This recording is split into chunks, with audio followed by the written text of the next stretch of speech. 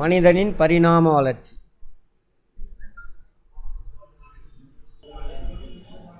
பரிணாம வளர்ச்சி டார்வின் நிறைய பேர்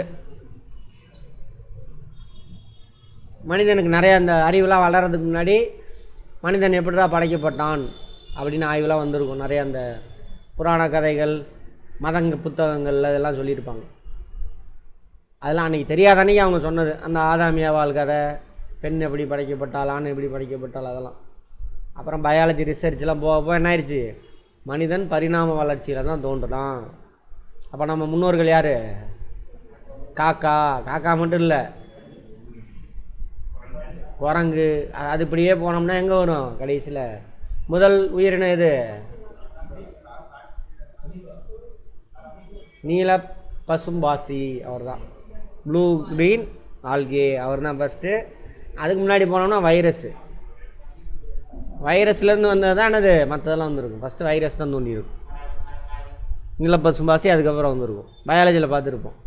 அப்புறம் அது வந்து தாவரம். அதுலேருந்து உருவானதான் இது அமீபா. அமீபாலாம் விலங்கு. தாவரம் வந்தோடனே விலங்கு வருமா, இல்லை விலங்கு வந்ததுக்கப்புறம் தாவரம் வருமா? ஏன்? உணவு உற்பத்தி அவர் தான் செய்ய முடியும். அவர் உற்பத்தி பண்ணி வச்சுருக்க சர்ப்ளஸான உணவை திங்கிறதுக்கு, காலி பண்ணுறதுக்கு உருவாக்கினது தான் என்னது, விலங்கு. ஆண் ஃபஸ்ட்டு தோண்டியிருக்குமா, பெண் ஃபஸ்ட்டு தோண்டியிருப்பாங்களா? பெண் தான் ஃபஸ்ட்டு. அப்புறம் அந்த நுண்ணுயிர்கள்னால் ஏற்பட அந்த உயர்ந்த வளர்ச்சி அடைஞ்சு வந்தோம்ல மனிதர்கள், உங்களை மாதிரி பல செல் உயிரிகள், அவங்களுக்கு நுண்ணுயிர்கள்னால் பாதிப்பு ஏற்படுது. ஸோ அதனால் அதிலேருந்து காப்பாற்றுறதுக்கு அதுதான் எது வருது, ஆண். பெண் தான் வந்து ஆண் ஒன்று உருவாக்குது. இந்த குரோமோசோம் பார்த்துருப்போமே, எத்தனை ஜோடி? 23 ஜோடி குரோமோசோம். ஜோடி ஒரு செட்டு எங்கேருந்து வரும்? பெண்ணிலேருந்து வரும். இன்னொரு செட்டு ஆண்லேருந்து வரும். அப்போ புது விதமான ஒரு கேரக்டர் இருக்கக்கூடிய இன்னொரு உயிர்னு தோன்றும். பெண் மட்டும் இருக்கிறப்ப என்ன பண்ணும், அதே மாதிரி பெண் உருவாகும். வித்தியாசமே இருக்காது. அப்போ ஒரு உயிரினத்தை இந்த வைரஸ் போய் கொண்டு வச்சுன்னா அடுத்த உயிரினத்தை ஈஸியாக கொண்டுரும். காம்ப்ளெக்சிட்டி உருவாக்குறதுக்காக தான் உருவாக்குனது தான் என்னது, ஆண் பெண். ஆண் மெயினாக. சரியா? அது எங்கேருந்து உருவானது? பெண்ணுக்கிட்ட இருந்தது தான். பெண்ணுலனா எதுவுமே கிடையாது. பயாலஜியில் பார்த்துருப்போம். அதெல்லாம் நிறையா அங்கே. அதெல்லாம் இப்போ பரிணாம வளர்ச்சி.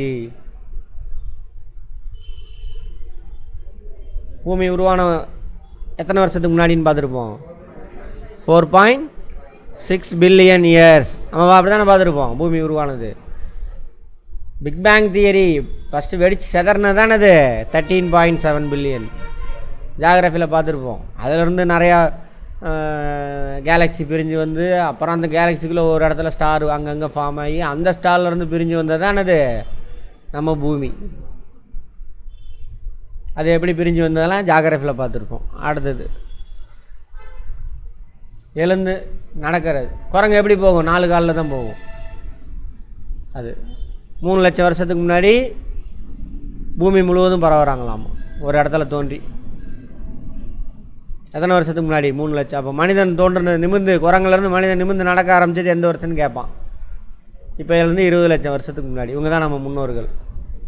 சரியா? பூமி முழுவதும் பரவுறான். அந்த எழுந்து நடக்கிறான்ல, மெயினாக பார்த்தீங்க ஆப்பிரிக்காவில் தான் அவன் முதல் மனிதன் தோன்றதுக்கான எவிடன்ஸ் இருக்குது. அங்கே இருந்தால் பூமி முழுவதும் பரவுறான்.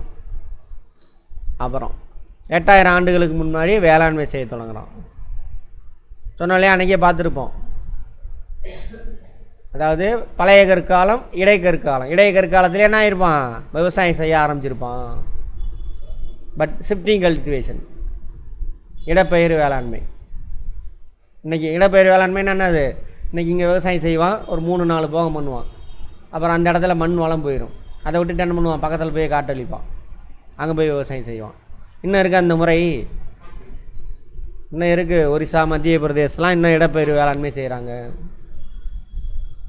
ஆந்திரா இங்கெல்லாம் பார்த்துருப்போம். ரைட். அது விவசாயம் செய்ய ஆரம்பிக்கிறான். நல்லா ஸ்ட்ராங்காக விவசாயம் செஞ்சது புதிய கற்காலம். புதிய கற்காலம் எதுலேருந்து எது வரைக்கும் பார்த்துருப்போம்? 4000 வரைக்கும் பார்த்துருப்போம்.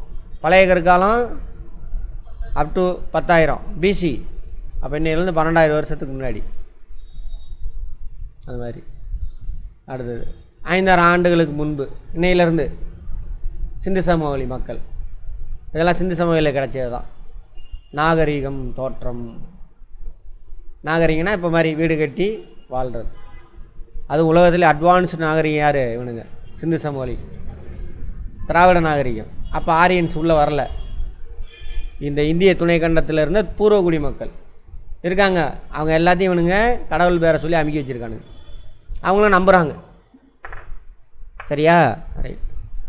அடுத்தது தற்கால மனிதன். இப்படி தான் இருக்கணும்னு அவசியம் இல்லை. இங்கிலீஷ்காரன் வரான்லங்க, இந்த கோட் சூட்லாம் தயாரித்தவன் யார்? யூரோப்பியன்ஸ். அவங்க வந்து அந்த ட்ரெஸ் போட்டால் சுற்றுறாங்க எங்கேயாவது.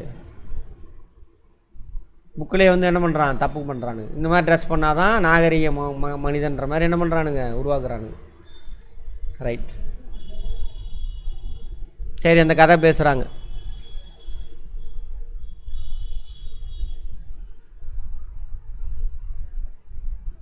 தொல்லியல், மானுடவியல் ஆகியவற்றின் உதவியுடன் நாம் அறிவியல் நோக்கில் பயில முடியும். தொல்லியல்,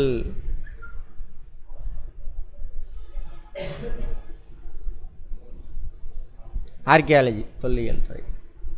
ஆந்த்ரோபாலஜி அப்படின்னாக்கா மானுடவியல், மனிதன் எப்படி உருவான என்ன அப்படின்னு சொல்லி. இதை அவன் பயன்படுத்தின கருவிகளில் இது. ஆந்த்ரோபாலஜி மனிதன் டைரெக்டாக மனுஷனை பற்றி படிக்கிறது. பாட்டியும் பேத்தியும் கற்பனை பண்ணிக்கிற மாதிரி சொல்கிறாங்க. தமிழினி பாட்டிக்கிட்ட கேட்குறா, 2200வது வருஷம் எப்படி இருக்கும்? நீங்கள் பிறக்கும் பொழுது எப்படி இருந்தது, இப்போ எப்படி இருக்குது? 20 வருஷம் 25 வருஷத்தில் எவ்வளோ மாற்றம் இருக்குது? அதுவும் 1900 இருந்ததுக்கும் இப்போ இருந்ததுக்கும் ஏகப்பட்ட மாற்றம். அப்போல்லாம் ரோடெல்லாம் ஒத்தையடி ரோடு தான் இருக்கும். ஒரு வீட்டில் சைக்கிள் வச்சுருந்தானா பெரிய விஷயம். டிவிஎஸ் 50 அதான் இருக்கும். டிவிஎஸ் 50 வச்சுருந்தா அவன் கோடீஸ்வரன் அவன், தெரியுமா? அப்போல்லாம் லூனான்னு ஒரு வண்டி இருக்கும். இப்போ கூட அன்றைக்கி எங்கேயோ பார்த்தேன் லூனான்ட்டு. லூனா மப்பட்னா இது ஸ்கூட்டர் சொல்கிறீங்களா? சைக்கிள் மாதிரியே இருக்கும் லூனா. சைக்கிளில் சின்னதாக என்ஜின் வச்சுருப்பாங்க. என்னது அப்படியா? அந்த வண்டியை வச்சுருப்பான்.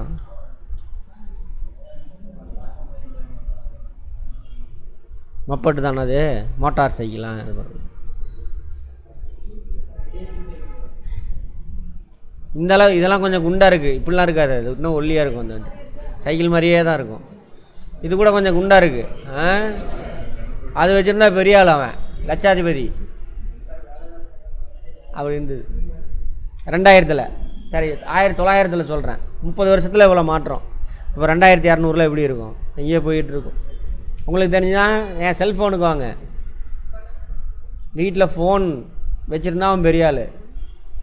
அப்புறம் வயர்லெஸ், கால்லெஸ் இருக்கும். ஒரு கால் இங்கேருந்து சார்ஜ் போட்டுட்டு எடுத்துகிட்டு போகலாம். இது 2000 நான் சொல்கிறேன். 99 2000 ஒரு 1/2 கிலோமீட்டர் வரைக்கும் அதை எடுத்துகிட்டு போகலாம். அதை வச்சுட்டு அப்படியே பந்தா காட்டுவானுங்க.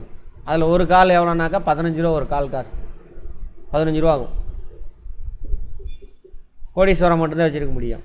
இப்போ எப்படி இருக்குது? அந்த சாயந்தரம் நைட்டு வாங்க, அங்கே பிச்சை எடுக்கிற பாட்டிலாம் படுத்துருக்கு. அது ஃபோன் வச்சுருக்கு, ஸ்மார்ட் ஃபோன் வச்சுருக்கு.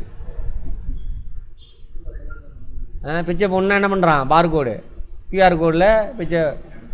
அப்போ கையில் காசு இல்லைப்பா, அவன் இன்னும் பார்கோடு எடுத்து காட்டுறான், அந்த ஸ்கேன் பண்ணிட்டு போன்றான். அப்போ இன்னும் எத்தனை வருஷம் இருக்காங்க? இன்னும் 175 வருஷம் இருக்கா? என்னென்ன ஆக போதோ தெரில. சாட் ஜிபிடி அது இதுன்னு வந்துக்கிட்டே இருக்குது.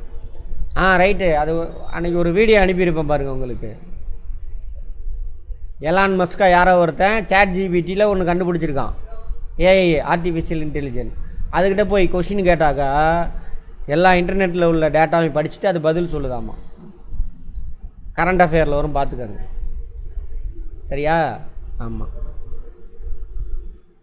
அது கூட மார்க் போடுதாமா. அது மாதிரி 1950க்கு சுதந்திரம் அடைஞ்சப்போ அந்த கதையெல்லாம் பார்ப்போம். 50க்கு போனீங்கன்னா என்ன மோசமாக இருக்கும். இப்போ எல்லோரும் இங்கே வந்து உட்காந்துருக்கீங்களா? அப்போ அப்படிலாம் உட்கார முடியாது. உங்களுக்கு ஒரு ஏரியா இருக்குது, அந்த ஏரியா விட்டு நீங்கள் வெளியில் வர முடியாது. யாரும் தோலில் துண்டு போட முடியாது. தமிழ்நாட்டில் போடுறோமா, வட இந்தியாவில் என்ன அந்த நிலைமை தான், எல்லோரும் துண்டு போட முடியாது. அது மாதிரிலாம் பெண்கள்லாம் படிக்க முடியாது, முதல்ல வீட்டில் தான் இருக்கணும், வெளியிலே வரக்கூடாது. மீதி வண்டி ஓட்டி அந்த கதையெல்லாம் சொல்கிறாங்க. 1850 அதோட இன்னும் மோசமாக இருந்திருக்கும் எல்லாம் சொல்லிகிட்டே வராங்க. 8000 ஆண்டுகளுக்கு முன்பு பின்னாடி அந்த கால சக்கரம் இருக்கு இல்லையா, அதில் அழுத்திட்டே போகிறாங்க, அதெல்லாம் சொல்கிறாங்க.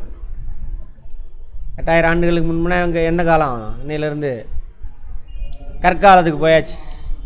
கற்காலம் அதில்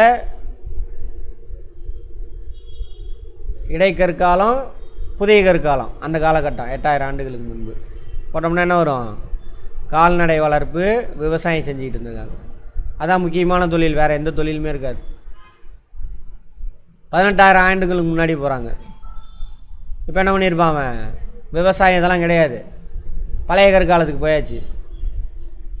அப்போ என்ன பண்ணியிருப்பான், குகையில் மரப்பொந்தில் வாழ்ந்துட்டு இருந்திருப்பான், நாடோடியாக இருந்திருப்பான், கல்லாலான எலும்பாலான கருவிகளை பயன்படுத்தி இருந்திருப்பான், வேட்டைக்கு பயன்படுத்தியிருப்பான். அதான் சொல்கிறாங்க. பழைய கற்கால மனிதனே என்ன பண்ணியிருப்பான்னு உங்க பார்த்தோம், நெருப்பு கண்டுபிடிச்சிருப்பான்னு பார்த்தோம் நேற்றா முந்தா நேற்று. நெருப்பு, பழைய கற்கால மனிதன் நெருப்பு கண்டுபிடிச்சிட்டான். அப்போயே நாய் அவன்கிட்ட பழகிருச்சு. புதிய கற்காலம், இடைக்கற்காலத்தில் விவசாயம், வேளாண்மை. அப்போ தான் என்ன பண்ணுறான், புதிய கற்காலத்தில் விவசாயம் செஞ்சால் என்ன பண்ணணும், அடுத்தது சேமித்து வைக்க பானை. அப்போ சக்கரம் கண்டுபிடிக்கிறான். பயிர் செஞ்ச இடத்துலையே தங்கணும், கிளைமேட்லேருந்து எஸ்கேப் போகணும். அப்போ என்ன பண்ணணும், குகைக்கெல்லாம் போக முடியாது. குகை எங்கே இருக்கும், மலை பிரதேசத்தில் இருக்கும், அங்கே விவசாயம் செய்ய முடியாது. சமவெளிக்கு வரணும், ஆற்றுப்படுகை, அங்கே தான் என்ன பண்ணணும், ஆற்றுலேருந்து தண்ணி எடுத்துகிட்டு போய் விவசாயம் செய்ய முடியும். அப்போ அந்த இடத்துல என்ன பண்ணணும், அவன் தங்கணும். இல்லைனா அடுத்த தடவை வந்து பார்த்தானா எல்லாத்தையும் அழிச்சிட்டு போயிடும் விலங்குகள். அப்போ என்ன வேணும் அவனுக்கு, நைட்டில் குளூர்லேருந்து தப்பிக்கணும், வீடு வேணும், விலங்குகள்லேருந்து பாதுகாப்பு வேணும், வீடு வேணும், வீடு கட்டுறான். புதிய கற்கால மனிதன் தான் வீடு கட்டி வாழ்கிறான், மண்ணாலான வீடுகள். இன்னும் கிராமத்தில் இருக்கும் பாருங்கள், ஒரு சில கிராமத்திலலாம் மண்ணிலேயே வீடு கட்டியிருப்பாங்க, குச்சி வச்சு. பெரம்பு குச்சி, மூங்கில் குச்சி இருக்குல்ல, அதை நடுவில் நட்டு வச்சு மண்ணை வச்சு இப்படி அமுக்கி விடுவாங்க. அது ஆனால் செங்கலால் வீடு கட்டினவன் யார், நம்ம முன்னோர்கள், சிந்து சமவெளி மக்கள், கீழடி மக்கள். சுட்ட செங்கலால் அப்போயே வீடு கட்டி எப்போ, இன்னையிலேருந்து 2000, அந்த பக்கம் ஒரு 3000, 5000 ஆண்டுக்கு முன்னாடி வாழ்ந்துருக்கான். அப்படி இருந்தவனுங்களை இப்படி ஆக்கிட்டானுங்க நடுவில். எல்லாம் யார் பேரை சொல்லி, கடவுள் பேரை சொல்லி சொல்லி. அடுத்தது கடவுள் பேரை சொன்னால் கேள்வியே கேட்க மாட்டோம். கடவுள் சொல்லியாச்சுன்னா அவ்வளோதான், நாங்கள் இன்னும் கேள்வியே கிடையாது. அப்போ என்ன ஆகுது, சிந்தனை திறன் போயிடும். இப்போ நீ அடுத்த லெவலுக்கு போக மாட்டேன், அப்படியே பிளாக் பண்ணிட்டானுங்க. எந்த காலகட்டம், வட இந்தியானா பிந்தைய வேத காலம். இந்தியா முழுவதுனா எந்த காலகட்டம், குப்தர்கள் காலம். குப்தர்கள், குப்தாஸ், புத்தர் இல்லை குப்தாஸ், கிபி 3லேருந்து கிபி 6ஆம் நூற்றாண்டு. தமிழ்நாட்டில் அந்த காலகட்டத்தை என்னன்னு சொல்கிறாங்க, கலப்பரர்கள் காலம். கதையாக படிக்கணும், கேள்வியாக படிக்கக்கூடாது. ரைட், அதெல்லாம். அடுத்தது மனிதன் எங்கே தோன்றுனான்னு பார்த்தோம். ஃபஸ்ட்டு ஆப்பிரிக்காவில். இங்கே தான் ஃபஸ்ட்டு தோண்டியிருக்கான். அதுக்கான எவிடன்ஸ் எத்தனை வருஷம், 2 லட்சம் வருஷத்துக்கு முன்னாடி மனிதன் ஆப்பிரிக்காவில் இங்கே இருந்ததுக்கான எவிடன்ஸ் இருக்குது. அங்கேருந்து எல்லா இடத்துக்கும் பரவி இருக்காங்க. ஆஸ்திரேலியாலாம் இப்போ இங்கே ஒட்டிகிட்டு இருந்திருக்கும். அப்படியே போனால் அங்கே லிங்க்கு. இது என்ன ஸ்டேட்டுங்க, என்ன இஸ்துமஸ், இது இஸ்துமஸ் இருக்காது, பேரிங் ஸ்டேட். அது பேரிங் ஸ்டேட்டு தானே, ரைட், ஓகே. பாருங்கள் மேப்பை ஃபுல்லாக பாருங்கள். பசிபிக் ஓஷன், இது என்ன ஓஷனு, ஆர்டிக் ஓஷன். அப்படியே லிங்க்கு, அப்படியே எங்கே போயிடலாம், நார்த் அமெரிக்காவுக்கு போயிடலாம். அப்போ எந்த கண்டத்துலேருந்து பரவறான், முதல் மனிதன் தோன்றதுக்கான எவிடன்ஸ் இப்போ வரைக்கும் எங்கே இருக்குது, ஆப்பிரிக்காவில். இங்கே உள்ள கிளைமேட்டுக்கு தகுந்த மாதிரி அவனுடைய பரிணாம வளர்ச்சி இருந்திருக்கும். அப்புறம் அவன் இடம் பெயர்ந்து போகிறான். அந்தந்த ஏரியாவில் இருக்கக்கூடிய கிளைமேட்டு, டோப்போகிராஃபி, நில அமைப்பியல், கிளைமேட், அதை வச்சேன்னா அவனுடைய பரிணாம வளர்ச்சி மாறும். கலரு மாறும், ஸ்கின்னு மாறும், கண்ணு மாதிரி ஒவ்வொரு ஜீன் உருவாகிறான். ஏகப்பட்ட ஜீன் இருக்குது. சரியா? என்னென்ன அப்படின்னு பார்ப்போம். அதில் முதல்ல குரங்குலேருந்து மனுஷனாக மாறணும், நிமிர்ந்து நடக்கிறான் அந்த காலகட்டம். அவனுக்கு பேர் என்னது? ஆஸ்ட்ரலோபிதிகஸ். மனித மற்றும் குரங்கின் பண்புகளுடன் காணப்பட்டான். மனித பண்பு இருந்தது, குரங்கு பண்பு. சரியா? நடக்க கற்றுக்கிறான், நிமிர்ந்து நடக்க கற்றுக்கிறான். ஓகேவா? இது என்ன புரியலையே?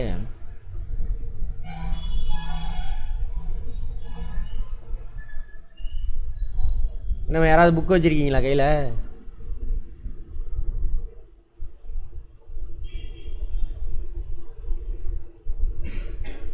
புக்கு இல்லை, இதுலேயும் அப்படி தான் இருக்குது. சரி, அதை படிச்சுக்கங்க புக்கில். அதிலேருந்து கொஸ்டின் கேட்பான், அதை விட்டுறாதீங்க. ஆமாம், அதை பணம் போட்டிருக்காங்கன்னு.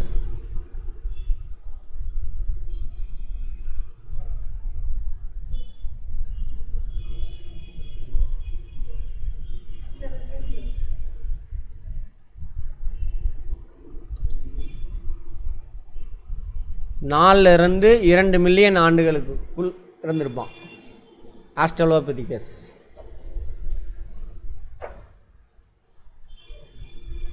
ரிவர்ஸில் தானே வரணும், அது சொல்கிறான். 4லேருந்து 2 மில்லியன் ஆண்டுகளுக்கு முன்னாடி.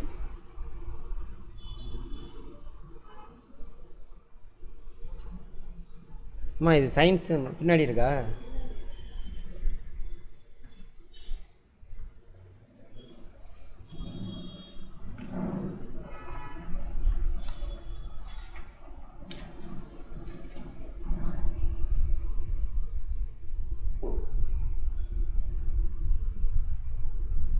இதுலேயுமே அப்படி தான் இருக்குது. Between 4 million and 2 million years அதுக்குள்ளே வாழ்ந்துருப்பான். இன்னொரு சின்ன பாக்ஸில் இருக்குது, அது என்னென்னு படிக்குமா? தெரியுதா? கண்ணு தெரியுதா? எனக்கு தெரில. இந்த பாக்ஸு புரோட்டோ ஹியூமன். புரோட்டோ மனிதனுக்கு முன்னாடின்னு அர்த்தம். புரோட்டோ ஹிஸ்டாரிக்குன்னு சொன்னால அதில் அது மாதிரி புரோட்டோனா மனிதனுக்கு சற்று முன்பு. அதனால தான் என்னாச்சு, மனிதன் அதே நேரத்தில் குரங்கு ரெண்டோட கேரக்டரும் அவன்கிட்ட இருந்துச்சு. அடுத்து ஹோமோ ஹேப்பிலிஸ் 2.3லேருந்து 1.4 மில்லியன் ஆண்டுகளுக்குள்ளே இருந்திருப்பான். இவன் தான் தொடக்க கால மனிதன். நோட் பண்ணிக்கோங்க. அப்படி தான் போட்டிருக்கு. ரெண்டாவது இது பேர் என்னது? செப்பரல் ஏப்பா. ரைட்.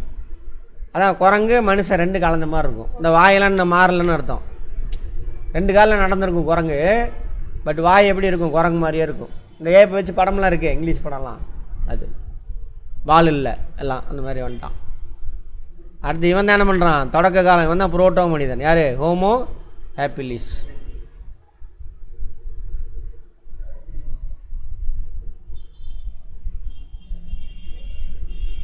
கால் விரல்லாம் பெருசாக இருந்துச்சாம். குரங்கு கால் விரல் இருக்குல்ல, அது குரங்கு மரம் ஏறுறதுக்கு பாருங்கள், நம்ம கால் விரல்லாம் பெருசாக இருந்துச்சோம்.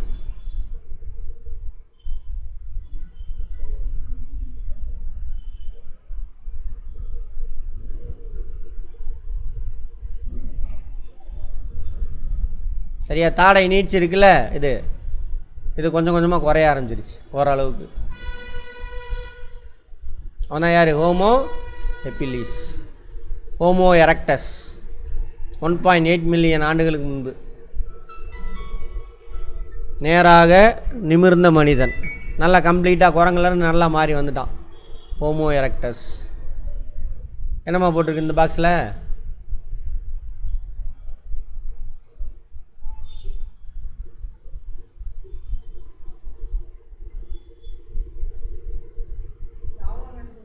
ஜாவா மேனா?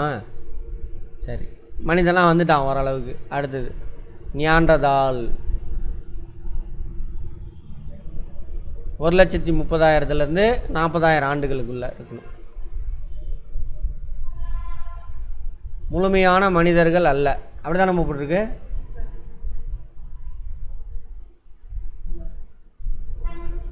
ஓரளவுக்கு மனுஷன் ஆகிட்டான். Homo sapiens. இவன் தான் முழுமையான மனிதன். சுயமாக சிந்திக்கும் மனிதன். நியாண்டர்தால் என்னம்மா போட்டிருக்கு? நியாண்டர்தாலில் இந்த ப்ளூ பாக்ஸ் ஓரளவுக்கு வரல, ஃபுல்லாக ஆகலை, ஓரளவுக்கு மனுஷனாக மாறிட்டான் அப்படின்னு அர்த்தம். ஆப்பிரிக்கர்களிடமிருந்து வேறுபட்டவன், கரடு முரடான கருவிகளை கொண்டிருந்தான், கருவிலாம் பயன்படுத்த ஆரம்பித்தான். வேட்டையாடுதலில் பின்தங்கி, ரொம்ப திறன்லாம் அந்த அளவுக்கு இல்லை, பின்தங்கி இருந்தான். இறந்தவர்களான புதைக்க ஆரம்பிச்சிட்டான் அப்போவே. இதுக்கான சான்று எங்கே இருக்காமா? ஜெர்மனியில் இருக்குது. நியாண்டர்தாலுக்கான சான்று ஜெர்மனியில் இருக்குன்றான். அதை நோட் பண்ணிக்கோங்க. நியாண்டர்தாலுக்கான சான்று எங்கே? ஹோமோசேப்பியன்ஸ், சுயமாக சிந்திக்கும் மனிதன். இவன் தான் ஹோமோசேப்பியன்ஸ் தான். நம்ம நோட் பண்ணிக்கோங்க. நம்ம முன்னோர்கள் இவன் தான். அப்போ நம்ம கூட ஹோமோசேப்பியன்ஸ் தான் சொல்லுவாங்க நம்மளை, தற்கால மனிதன். நவீன மனிதன் வேட்டையாடும் மற்றும் உணவு சேகரித்தல் குழுவாக வாழ்ந்தான், சமூகமாக வாழ்ந்தான். சமூகம்னா குழு தான், ஓகே. கரடு முரடான கருவிகளை பயன்படுத்தினார்கள். ஆப்பிரிக்காவிலிருந்து இடம்பெயர்ந்து ஐரோப்பாவிலும் ஆசியாவிலும் குடியேறின இவன் தான் ஹோமோசேப்பியன்ஸ். கேட்பாங்க, ஹோமோசேப்பியன்ஸு உலகம் முழுவதும் எங்கேருந்து குடிபெயர்ந்தனர் அப்படின்னு கேட்பாங்க. சுயமாக சிந்திக்கும் மனிதன் எவ்வாறு அழைக்கப்பட்டான்? ஹோமோசேப்பியன்ஸ். அவனுக்கு முன்னாடி உள்ளது என்னது? நியாண்டர்தால். அவன் சுயமாக சிந்திக்கலை, அரை மனிதன் தான் அந்த மாதிரி. அடுத்தது குரோ மேக்னான்ஸ், கிழக்கு ஆப்பிரிக்காவில் இருந்திருக்கான். கிழக்கு ஆப்பிரிக்காவில் இவன் அதே மாதிரி ஆப்பிரிக்காவில் இருந்தால் எல்லா நாடுகளுக்கும் போயிருக்கான். இவன் தான் நவீன மனிதன், குரோ மேக்னான்ஸ். ஓரளவுக்கு இவன் ஆரம்ப கட்ட காலம், அதோட பரிணாம வளர்ச்சின்னா என்னது? குரோ மேக்னான்ஸ், நவீன மனிதன். சுயமாக சிந்திக்கும் மனிதன் யார்? ஹோமோசேப்பியன்ஸ் அப்படி வச்சுக்கோங்க.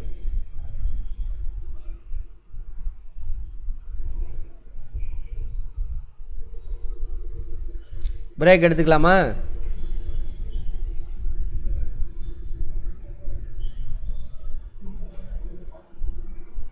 பிரேக் எடுத்துக்கலாம், போயிட்டு வாங்க பார்ப்போம்.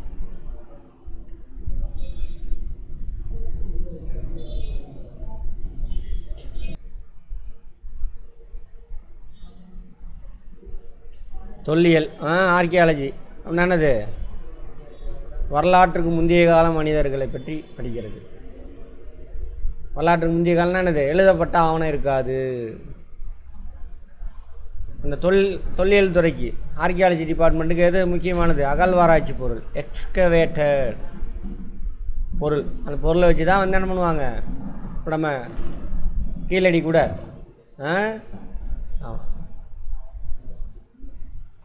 ஆந்த்ரோபாலஜி, மானுடவியல் போனதிலே பார்த்தோம். ஆந்த்ரோபோஸ் கிரேக்க மொழியிலேருந்து எடுத்திருக்கானுங்க.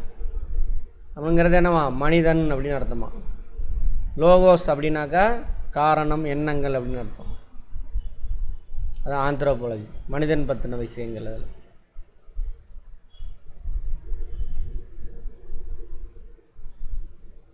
கார்பன் பகுப்பாய்வு, கார்பன் டேட்டிங், கெமிஸ்ட்ரியில் பார்த்துருப்போம். ஒரு பொருள் பயன்பாட்டை விட்டுட்டாங்க அல்லது இறந்துருச்சு, அதுலேருந்து அந்த நம்மளோட எலும்பு கூட இருக்கு இல்லையா, அதில் இருக்கக்கூடிய கார்பன் என்ன ஆகுனா கொஞ்சம் கொஞ்சமாக டீகே ஆகிட்டே இருக்கும், அழிஞ்சிக்கிட்டே வரும்.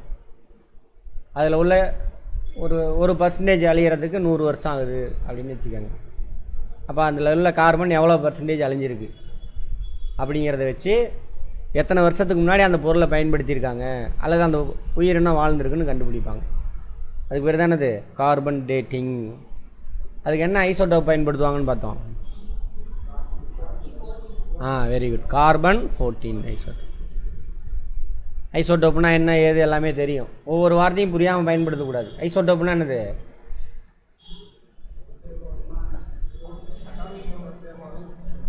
வெரி குட், அட்டாமிக் நம்பர் சேமாக இருக்கும், மாஸ் நம்பர் டிஃபர் ஆகும். நார்மலாக கார்பனுடைய மாஸ் நம்பர் என்ன? மாஸ் நம்பர் கேட்டேன்,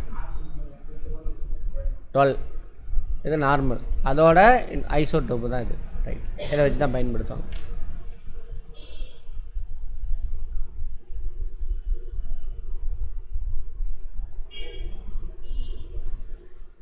தான்சானியா, கிழக்கு ஆப்பிரிக்காவில் தான்சானியாவில், கிழக்கு ஆப்பிரிக்கா இருக்கு இல்லையா, அங்கே மனிதர்கள் வாழ்ந்ததுக்கான எவிடன்ஸ் கிடைக்கிது.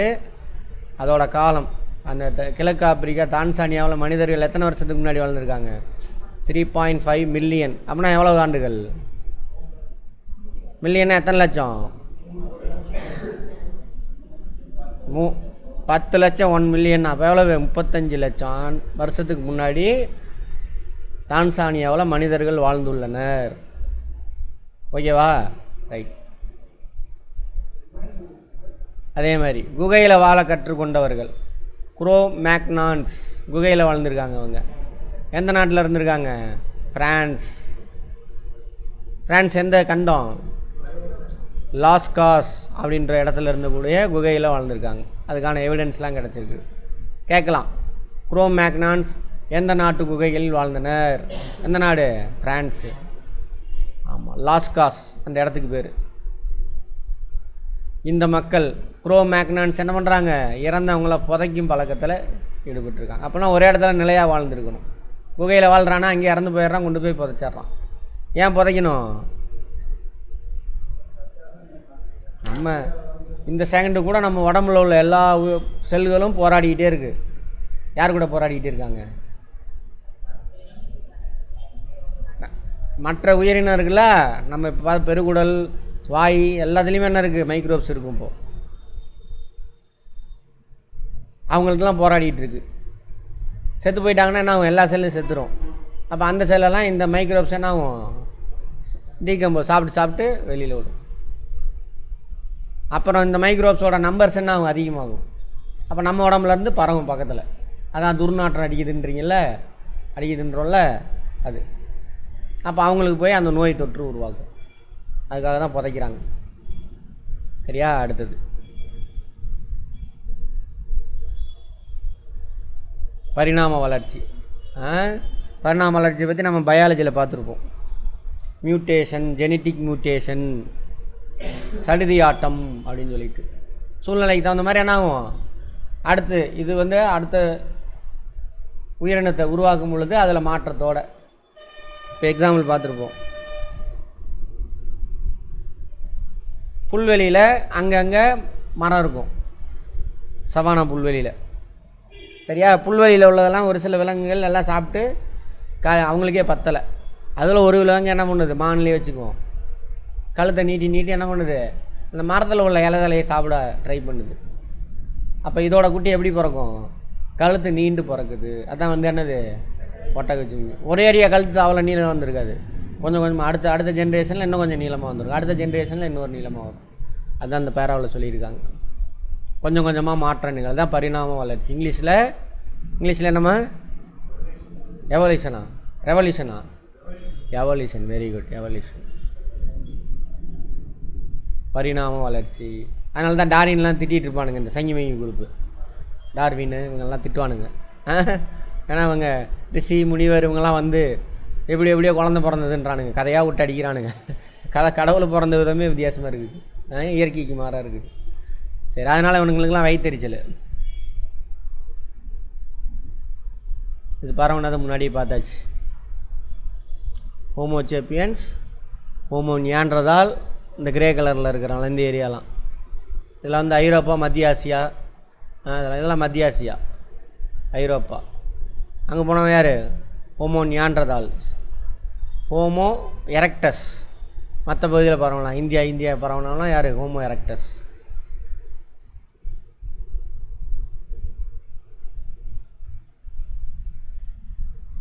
தற்கால மனிதன் எப்படி பரிணாம வளர்ச்சி அடைந்தான் என பார்ப்போம்.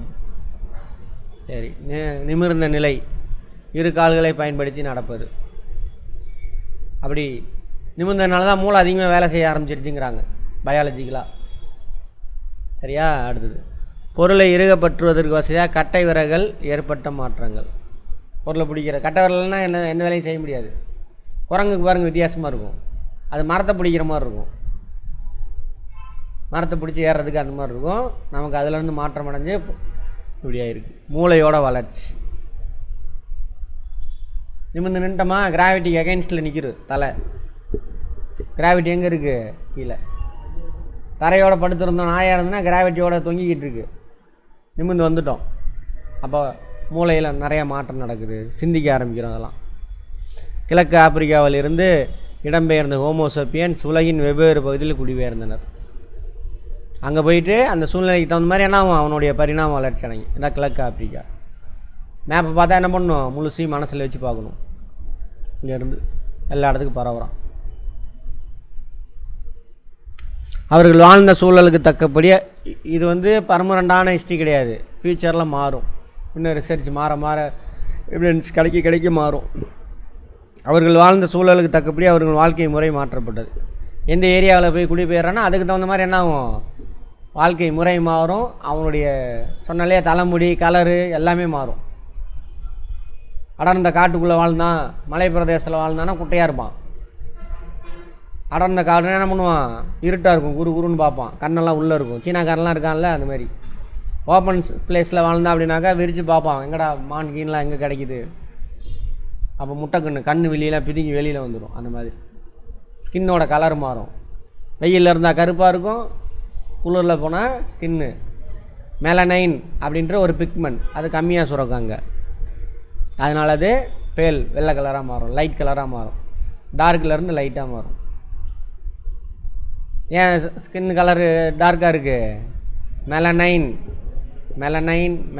தானே, மெலனைன் அப்படின்ற ஒரு பிக்மெண்ட், அதான் காரணம். அடுத்தது வாழுமிடத்தினுடைய வானிலை காலநிலை கிளைமேட், அப்புறம் டோப்போகிராஃபி.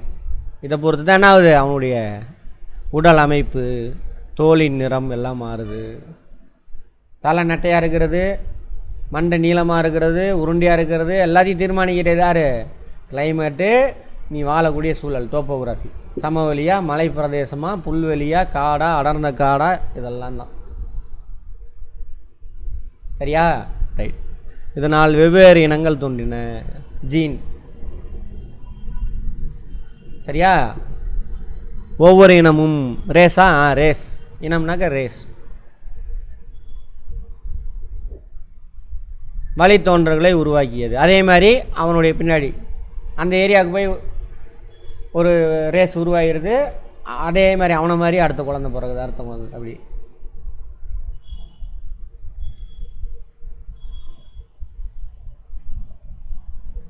ஆஸ்ட்ரலோபதிக்கஸ் எங்கே சார் இருப்பாங்க அப்படின்னா கிழக்கு ஆப்பிரிக்கா. அங்கே இருந்தால் எல்லா இடத்துக்கும் பரவனானுங்க, கிழக்கு ஆப்பிரிக்கா. ஹோமோ ஹெப்பிலிஸ் தென்னாப்பிரிக்கா. இது கிழக்கு ஆப்பிரிக்கா வேறு, இது வேறு. அடுத்து ஹோமோ எரக்டஸ் ஆசியா, ஆப்பிரிக்கா மற்றும் ஆசியா. கேட்பான் பார்த்துக்கங்க, மேட்ச் த ஃபாலோவிங்லாம் கேட்பான் கொடுத்து. அதெல்லாம்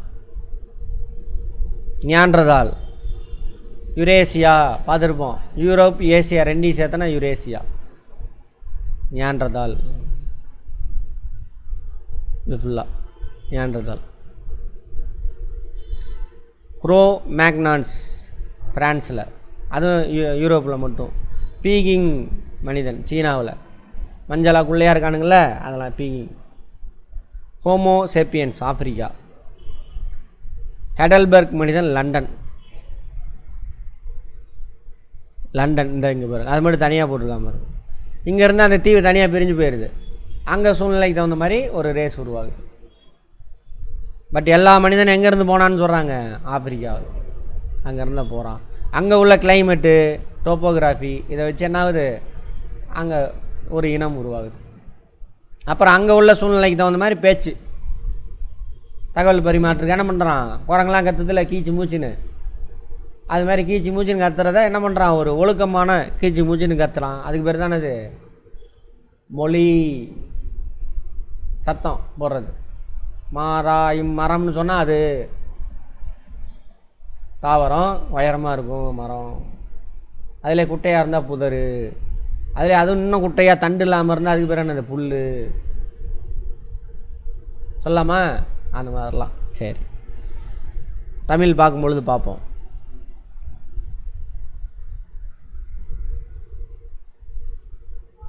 வேட்டையாடுதலும் உணவு சேர்த்தலும். பழைய கற்கால மனிதன் என்ன பண்ணான், ஃபஸ்ட்டு விலங்கு தானே. நம்மளும் ஒன்றும் பெரிய அப்பாட்டக்கரெல்லாம் கிடையாது. அது இன்னும் ஓவராக நினச்சிக்கிட்டு இருந்தான். மனுஷன்தான் எல்லாமே, மனுஷனுக்காக தான் இந்த பூமியை சுற்றி தான் சூரியனே சுற்றுதுன்னு நினச்சிக்கிட்டு இருந்தோம். ஆனால் என்ன ஆகுது, அது எங்கேயோ போகுது. சூரியனை சுற்றி தான் பூமி சுற்றுது. சூரியனே யார்? அது மாதிரி கோடிக்கணக்கான நட்சத்திரம் சேர்ந்தது தான் என்னது நம்ம பால்வெளி அண்டம். அது மாதிரி எத்தனை அண்டம் இருக்குது? கோடிக்கணக்கான அண்டங்கள் இருக்குது. அப்போ இந்த பிரபஞ்சத்தில் ஒரு சின்ன கண்ணுக்கே தெரியாத தூசு தான் எது?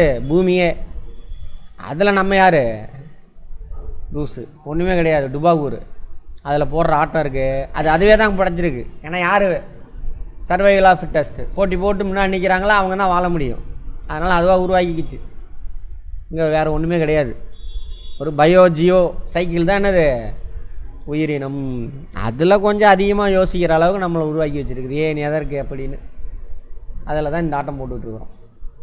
சரியா? சரி. வேட்டையாடுதலும் உணவை சேகரித்தலும். அப்போ என்ன பண்ணணும்? நம்ம இயற்கை நம்ம கொடுத்துருக்குற வேலை என்னது? இங்கே ஒரு சில பொருளை எடுத்து அழிக்கணும். கொஞ்சம் திறந்தே இருக்கட்டும் வசந்த்,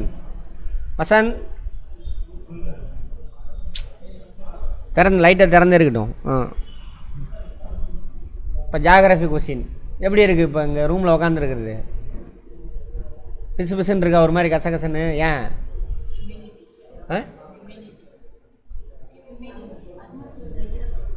வெரி குட். ஈரப்பதம், ஹியூமிடிட்டி. இங்கிலீஷில் தான் ஹியூமிடிட்டிமா. சரி, அவங்க தமிழில் சொன்னாங்க இங்கிலீஷ். ஹியூமிடிட்டி அதிகமாக இருக்குது, ஈரப்பதம் அதிகமாக இருந்தால் என்ன ஆகும்? ஏன் கசகசன்னு இருக்குது, பிசு பிசுன்னு? அதோட வாட்டர் ஹோல்டிங் கெப்பாசிட்டி குறைஞ்சி போச்சு, ஈரப்பதம் அதிகமாகிடுச்சு. எவ்வளோ தண்ணி பிடிக்க முடியுமோ அதில் மேக்ஸிமம் பிடிச்சி வச்சிருச்சுன்னு அர்த்தம். அப்போ நமக்கு வேர்வை வருதா வெயிலில்? வேர்வை என்ன அது என்ன பண்ணாது? அது உறிஞ்ச முடியாது. அதனால் ஏன்னா ஆல்ரெடி என்ன இருக்குது? வளிமண்டலத்தில் ஈரப்பதம் இருக்குது. ஸோ நம்ம உடம்புலேருந்து உறிஞ்ச முடியாது. அதனால தான் கசகசன்னு இருக்கிறது. யார் இதை கேள்வி கேட்டது? அப்போ தான் நம்மக்கிட்ட படிக்கிறீங்கன்னு அர்த்தம். இல்லைன்னா திரும்ப நீங்கள் இன்னும் மாறலை, அந்த ஸ்கூல் கதையிலே இருக்கீங்கன்னு அர்த்தம். என் நேரம் தான் வேஸ்ட்டு, உங்கள் நேரம்லாம் இல்லை. வேறு எங்கே போய் அதை தான் பண்ண போகிறீங்க. யார் இந்த கேள்வி கேட்டுக்கிட்டது இது வரைக்கும்? இப்போ நான் கேட்ட கேள்வி இன்றைக்கி யார் கேட்டது?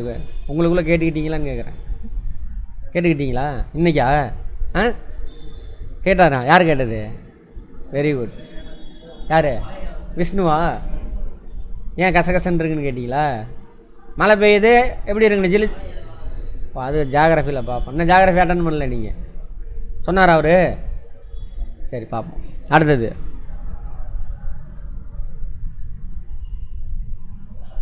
கேள்வி கேட்கணும். சும்மா ஏதோ வருதுப்பா பங்குனி மாதம் பல்ல காட்டும் அதெல்லாம் சொல்ல. பங்குனி மாதம் ஏன் பல்ல காட்டுது ஏன் அப்படின்னு சொல்லணும். மில்லியன் ஆண்டுகளுக்கு முன்னால் நம் முன்னோர்கள் அலைந்து திரிபவர்களாக இருந்தனர். விலங்கு தானே நம்ம? ரைட். அவர்கள் குழுக்களாக மரம், குகை, மலையடிவாரத்தில் தான் மலை அங்கே தான் வாழ்ந்தாங்க. சமவெளிக்கு வரவே மாட்டான். சமவெளியில் போனால் வேட்டையாடும் விலங்குகளில் மாட்டிக்குவான். வேட்டையாடுறதும் கஷ்டம் ஓப்பன் ஸ்பேஸில். இவன் வேட்டையாடணும்ல, அதுவும் கஷ்டம். தண்ணியை தேடி தான் சமவெளிக்கு வருவான். தண்ணியை குடிச்சிட்டு ஓடி போயிடுவான் உயரமான இடங்கள். அதான் குகையில் தான் பழைய கற்கால மனிதனுடைய கருவிகள்லாம் உயரமான இடங்களில் தான் கிடச்சிருக்கும். அங்கே ஏதாவது குன்று இருக்கும் கட்டாயம். அடுத்தது இதான் ஒரு நாடுங்கிற. ஒரு நாடுன்னா எத்தனை பேர்? 40 பேர் தான் ஒரு நாடு, அவ்வளோதான். அகண்ட பாரதம், விரிந்த பாரதம் அதெல்லாம் இல்லை எங்கேயுமே. தங்களின் உணவு தேவையை பூர்த்தி செய்து கொள்ள வேட்டையாட ஆரம்பித்தனர். யானை கூட்டம் மாதிரிங்க ஆரம்பித்தனர்லாம் இல்லை, அதான் வேலையே. அது இயற்கையாக நடந்தது. குரங்கு செஞ்சுக்கிட்டு இருந்ததை கொஞ்சம் மாறி செஞ்சுக்கிட்டு இருக்கோம், அவ்வளோதான். பன்றி, மான், காட்டெருமை, காண்டாமுருகன் என்னென்னலாம் கிடைக்குதோ பிடிச்சி அடித்து திங்க வேண்டியது தான். பறக்கிறது, ஓடுறது, நீந்துறது எல்லாத்தையும்.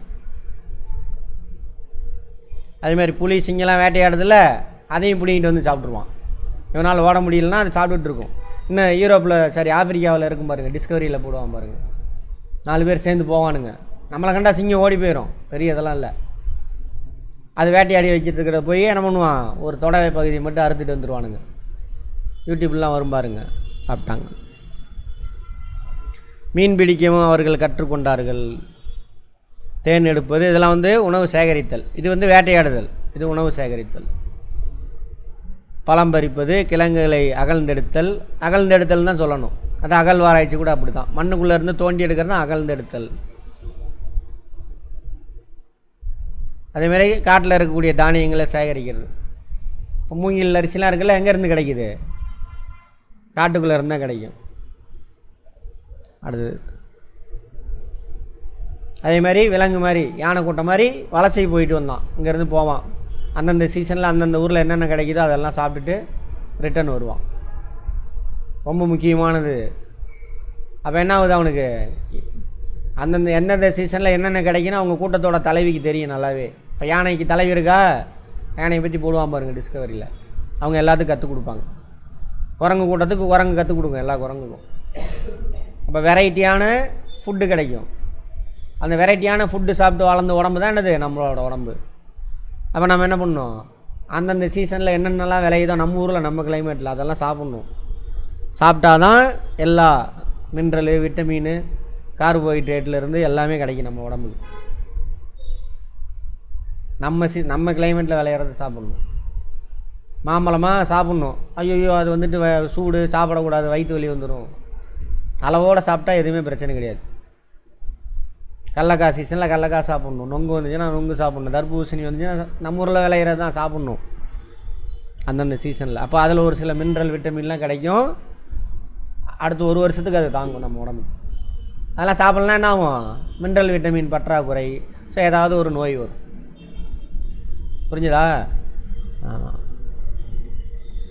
ஓரிடத்தில் உணவுப் பொருட்கள் கிடைப்பது நின்றுவிட்டால் அவர்கள் வேறு இடத்துக்கு சென்றார்கள். குரங்கு செய்தில்ல, மாம்பழம் சீசன் வந்துச்சுன்னா குரங்கு அங்கே வந்துடும் ஏரியாவுக்கு. மாம்பழம்லாம் தீர வரைக்கும் அந்த ஏரியாவை சுற்றிக்கிட்டு இருக்கும். ஆனால் மாம்பழத்தையே தின்னுட்டு இருக்காது, போய் மற்றதையும் தின்னுட்டு வந்து மாம்பழத்தையும் அப்பப்போ சாப்பிட்டு அப்படியே சுற்றிட்டு இருக்கும். தீர்ந்துருச்சா அடுத்து காணாமல் போயிடும், திரும்ப அடுத்த சீசனுக்கு வரும். கரெக்டாக கிராமத்தெல்லாம் வாட்ச் பண்ணிங்கன்னா தெரியும். குளிரிலிருந்து தங்களை பாதுகாக்க கொள்ள பதப்படுத்தப்பட்ட விலங்குகளின் அதான் உடை. குளிரிலிருந்து பாதுகாக்க தான் உடையே. நம்ம கிளைமேட்டுக்காக உடை உடுத்தலை, சினிமாவில் பார்த்துவிட்டோம், பணக்காரன் யூஸ் பண்ணுறான், நம்மளும் யூஸ் பண்ணோம், அப்படி தான் யூஸ் பண்ணிட்டு கிளைமேட்டுக்காக யூஸ் பண்ணுறோம். இல்லை, வேகாத வெயிலில் பாருங்கள் டக்கின் பண்ணிவிட்டு ஷூவை போட்டுக்கிட்டு. என்னையை நான் சொல்லிக்கிறேன், உங்களெல்லாம் யாரும் சொல்லலை நான். ஏன்னா சமூகம் அப்படி தான் இருக்குது, அப்படி ஆகிப்போச்சு. மரப்பட்டைகள், இலைகள், அதெல்லாம் அதுக்குன்னு ட்ரெஸ் போடாமல் இருக்க சொல்ல. என்னது, நம்ம ஊருக்கு என்ன மாதிரி ட்ரெஸ் பண்ணணுமோ அது மாதிரி பண்ணணும். சரி, அடுத்தது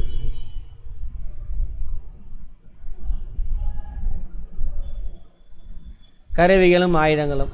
என்ன கருவியாக பயன்படுத்திடும், வேட்டையாடணும், கிழங்கு இதெல்லாம் வெட்டி எடுக்கணும். அப்போ என்ன பண்ணணும், கருவி ஏதாவது வேணும். ஃபஸ்ட்டு என்ன பண்ணுமா, கருவியா அந்த இடத்துல என்ன கல் கிடைக்குதோ அதை எடுத்துகிட்டு. கிராமத்தில் வாழ்ந்துருந்தீங்கன்னா தெரியும், இப்போல்லாம் வாழ்கிறதுக்கு கிராமத்தில் இருந்தாலுமே வேறு மாதிரி ஆகிப்போய் செல்ஃபோனு தான் நோண்டிகிட்டு இருக்காங்கலாம். காட்டுக்குள்ளே போய் சுற்றிட்டு விளாண்டுருந்தால் தெரியும், ஏதாவது ஒன்று கிழங்கு நோண்டனா அங்கே பக்கத்தில் உள்ள கல்லை தேடி கூர்மையாக எடுத்து நோண்டி எடுத்துருவானுங்க பசங்க. கிராமத்தில் இருக்கிறவன் வேலையில் வந்து உங்களோட சூப்பராக இருப்பான். இந்த ஸ்கூலுக்கு அனுப்பாமல் இருக்கணும், ஸ்கூலுக்கு அனுப்புனாலும் கவர்மெண்ட் ஸ்கூலுக்கு போனவனாக இருப்பான், நல்லா டேலண்டாக இருப்பான். இந்த இங்கிலீஷ் மீடியம் ஸ்கூலுக்கெல்லாம் போனால் அவ்வளோதான், அவனும் ஒன்றும் இருக்காது, வெளியிலே விட மாட்டாங்க. படி படி படி படின்னு இந்த இங்கிலீஷா இருக்கட்டும் ஃபேன் போட்டுக்கோங்க, தாங்கும், கொஞ்சம் நேரம் தானே வந்துடும்.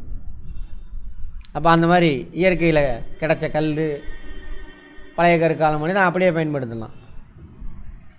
இடைக்கற்கால மனிதன் எதை பயன்படுத்தலாம், மீசோலித்திக், அதை கை கடக்கமாக மாற்றி பயன்படுத்துவான்.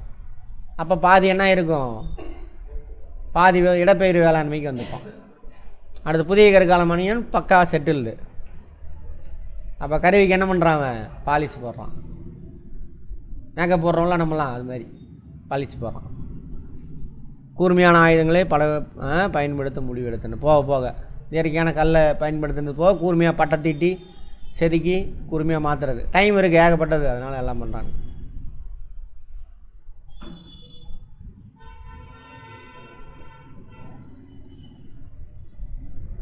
செதுக்கும் கலை எதுக்கு செதுக்கணும், எதுக்கு கூர்மையாக்கணும்? சயின்டிஃபிக்காக சயின்ஸ் படிச்சிருக்கீங்களே, சொல்லுங்கள்.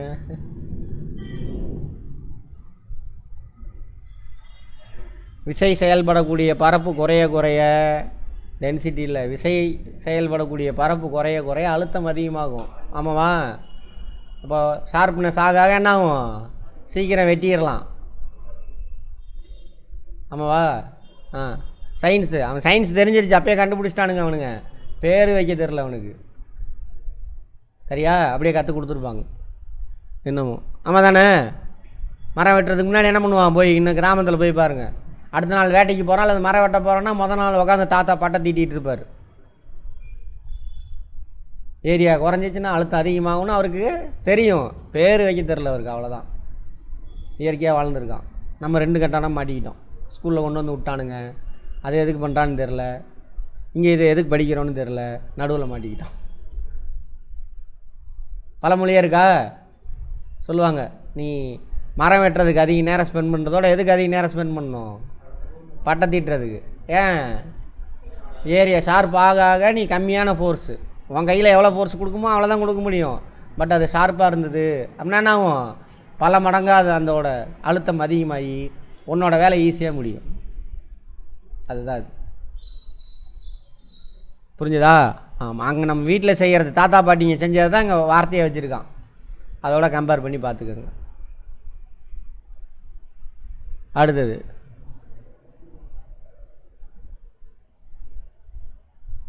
இந்த மாதிரி ஷார்பன் பண்ணுறான். எப்போ? கற்கால மனிதனே அதை கண்டுபிடிச்சிட்டான். ஒரு பொருளோட ஏரியாவை குறைச்சி செயல்படுத்தணும்னா அதோட அழுத்தம் என்ன ஆகும்? அதிகமாகும்னான்னு தெரிஞ்சு போச்சு. சரியா? இப்போ நம்ம அதெல்லாம் அவன் கண்டுபிடிச்சதெல்லாம் இழந்துட்டு வாழ்ந்துக்கிட்டு இருக்கிறோம் இந்த டுபாக்கூர் ஸ்கூல் காலேஜினால். சரி பாருங்கள், பணத்தெல்லாம் வீணடிக்கிறோம். எத்தனாயிரம் வருஷத்துக்கு முன்னாடி? 8000 வருஷத்துக்கு 10,000 வருஷத்துக்கு முன்னாடி நடந்த விஷயம் அதெல்லாம். அப்பயே கண்டுபிடிச்சிட்டான். அதான் புத்தகத்தில் ஃபிசிக்ஸ்னு படிக்கிறோம்.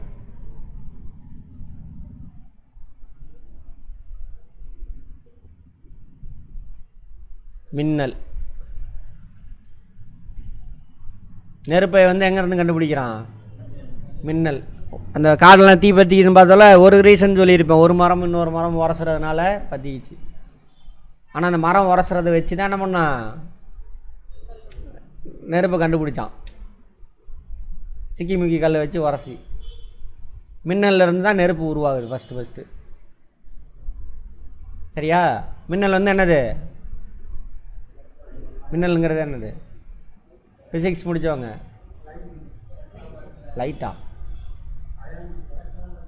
எலக்ட்ரான்களினுடைய ஓட்டம். எலக்ட்ரான் ஒரு பொருள் வழியாக வரும்பொழுது என்ன ஆகுது? அந்த எலக்ட்ரான் பொருள் தானே, அதுக்கு அந்த பொருளுக்கு நடுவில் என்ன உருவாகும்? உராய்வு விசை உருவாகும். உராய்வு விசை வந்துச்சுன்னா என்ன கிடைக்கும்? ஹீட்டு கிடைக்கும். அதான் நமக்கு லைட்டாக வருது. வாமா மின்னல் இவர் தான். சரியா? அப்ளை பண்ணுங்க. வார்த்தையை படிக்கும்பொழுது அப்ளை பண்ணணும். ஆமாம். ஆனால் இதில் ஒரு சிக்கல் இருக்குது. நம்ம சமூகத்தை சுற்றில எல்லாருமே அரை மெண்டலாக இருக்கிறானுங்க. அரை மக்கு சாம்பிராணியாக வச்சுருக்கு. கால் மக்கு சாம்பிராணி, சரி 3/4 மக்கு சாம்பிராணி, கால்வாசி தான் ஏதோ. ஆமாம். அவன்கிட்டலாம் போயிட்டு இதெல்லாம் நீ கேள்வி கேட்டு பதில் சொன்னீங்கன்னா, டேய் இதெல்லாம் கேட்க மாட்டாங்கடா போடான்னு உன்னை துரத்தி விட்ருவான். அப்படி தான் இருக்கானுங்க. அப்படி படிக்காதீங்க, அது வேஸ்ட்டு. ஆமாம். அவன்கிட்டலாம் போய் பேசாதீங்க. முதல்ல 2 தடவை சொல்லுங்கள். ஏற்றுக்கிட்டான், சொல்லி கொடுறா மாப்பிள்ளானாக்கா சொல்லி கொடுங்க. இல்லை என்ன பண்ணுங்க, இதெல்லாம் கேட்க மாட்டாங்க, என்னோட ஓவராக படிக்கிற, அவனை முதல்ல துரத்தி விட்ருங்க. அவங்க கூட சேர்ந்து என்ன ஆயிரும்? நீங்களும் ஆமாம் வீணாக போயிடுவீங்க. உங்கள்கிட்ட ஏகப்பட்ட திறமை இருக்குது, அதை யூஸ் பண்ணுங்கள். கேள்வி கேட்டு புரிஞ்சுக்கிட்டே போகணும். அப்போ நீங்கள் வேலை செய்கிற இடத்துல உங்களுடைய வேலை வித்தியாசமாக இருக்கும். அப்போது மக்கள்லாம் உங்களை பாராட்டுவாங்க. ஆனால் பாராட்டுக்காக எந்த வேலையும் செய்யாதீங்க, மாட்டிக்குவீங்க. சரி. மின்னலால் தோன்றிய நெருப்பில் சிக்கி காட்டு விலங்குகள் இறந்திருக்கலாம். நேற்றே பார்த்தாச்சு. இதெல்லாம் காட்டு விலங்கு இறங்கிறது, அதை எடுத்து சாப்பிட்றான், டேஸ்ட்டாக இருக்குது சுட்டு சாப்பிடும்பொழுது. அப்போ சுட்டு சாப்பிட்லான்னு ஆசைப்பட்றான். அப்போ தான் என்ன பண்ணுறான்? நெருப்பு கண்டுபிடிக்கிறான். உராய்வு விசை சாதாரண விஷயம் தான் இது. உராய்வு, நெருப்பு. அதில் பஞ்சை யூஸ் பண்ணுவாங்க. பஞ்சோ ஈஸியாக அங்கேனா என்ன ஆகும்? சருகு யூஸ் பண்ணலாம், அல்லது பஞ்சு, இயற்கையில் பஞ்சு கிடைக்கும்ல, அதை யூஸ் பண்ணுவான். ஏன்? அது பற்றிக்கிறதுக்கான அதுக்கு ஒரு பேர் படிச்சிருப்போமே ஃபிசிக்ஸில் தான். என்ன ஹீட்டு? அதை பற்றிக்கிறதுக்கு எடுத்துக்கக்கூடிய ஹீட்டு கம்மியாக எடுத்துக்கிட்டே பற்றிக்கும் அப்படின்னு பார்த்துருப்போம். அது கம்மி. அதெல்லாம் அது வார்த்தை எனக்கே மறந்து போச்சு. சரி பார்ப்போம். நீலகிரியில் பழங்குடியின மக்கள் இருக்காங்களே, நீலகிரியில் அவங்க எல்லாமே இன்னமும் அந்த மாதிரி நெருப்பு பற்ற வைக்கிறாங்களாம். இந்த மாதிரி நெருப்பு எதுக்கெல்லாம் தேவை? சமைக்கிறதுக்கு, குளிர் காயறதுக்கு, அப்புறம் ஒளி உருவாகுற வெளிச்சத்துக்கு, நைட்டில் தீப்பந்தம்லாம் இருக்கா, அதெல்லாம். சக்கரம் ஃபஸ்ட்டு என்ன கண்டுபிடிச்சான் மனிதன்? நெருப்பு தான் கண்டுபிடிச்சான். அப்புறம் தான் சக்கரம். எப்போ சக்கரம் கண்டுபிடிக்கிறான்னு பார்த்தோம்.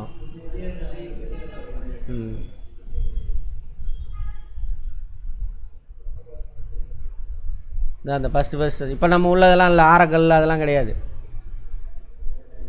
குறைச்சி குச்சி மட்டும் சொருவி விட்டான். ஆமாவா? இது வந்துட்டு பானை தயாரிக்கிறதுக்காக கண்டுபிடிச்சான்.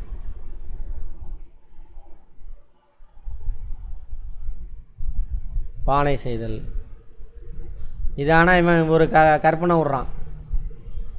பாறையெல்லாம் உருண்டு வந்துச்சு இல்லையா, அதை பார்த்து தயாரிச்சான். அதுக்காக அவன் ஃபஸ்ட்டு தயாரிக்கலை. தயாரித்ததே இது பானை வனைதல். பானை வனைதல் அதுக்கு தான். ஃபஸ்ட்டு பானை மட்டும் அந்த இதெல்லாம் சேமித்து வைக்கிறதுக்காக பண்ணுறான். அதுக்கப்புறம் என்ன பண்ணுறான்? வண்ணெல்லாம் பூசுகிறான். டைம் இருக்குது, ஏகப்பட்ட டைமு. ஸோ அதுக்கெல்லாம் மேக்கப் பண்ணுறது, பெயிண்ட் அடிக்கிறது, இதெல்லாம் பண்ணுறது. அதை வச்சு அவனுடைய வாழ்க்கையை தரும். ஓ, எக்ஸ்ட்ரா டைம் கிடச்சிருக்கு, சிந்தனை திறன் அதிகமாகிடுச்சு, அதெல்லாம் யோசிக்கிறாங்க. அதை வச்சு அவன் பயன்படுத்தின பொருளை வச்சு அவனுடைய வாழ்க்கையை கண்டுபிடிக்கிறாங்க.